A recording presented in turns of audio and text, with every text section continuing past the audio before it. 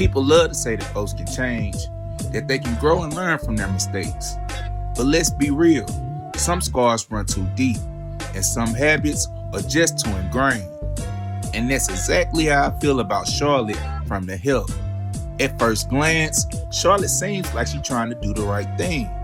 But scratch beneath the surface and you'll find a whole different story. Her treatment to the character Constantine was totally out of line and revealed her true colors. We were expecting you next week. I decided to come early and surprise Mama. Why don't you go around back, wait in the kitchen? Go on now.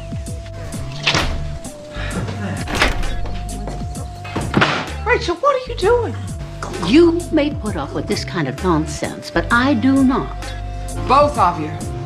Leave now.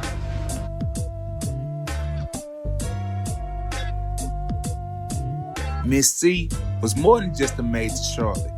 She was a surrogate mother, a confidant, and a homie.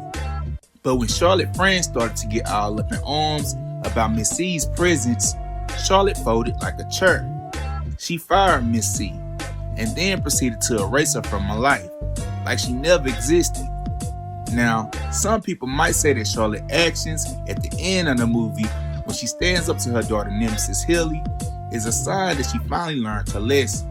Mrs. Phelan. Hilly, you're a sweaty mess. Are you ill? No husband wants to come home and see that. Oh, Hilly, if I didn't know any better, I'd say you've been eating too much pie. Mrs. Phelan. I came here. In fact, I'm sure of it. Now you get your raggedy ass off my porch. Get off my property. Now, before we all get one of those disgusting things on our lips. But let's not get things twisted. Charlotte didn't do that for Constantine or for any sense of moral justice. She did it to save face, to prove to herself and everyone else that she's still a good person. Redemption arc my ass. I ain't buying it. My point is, you can't just switch sides whenever it's convenient for you.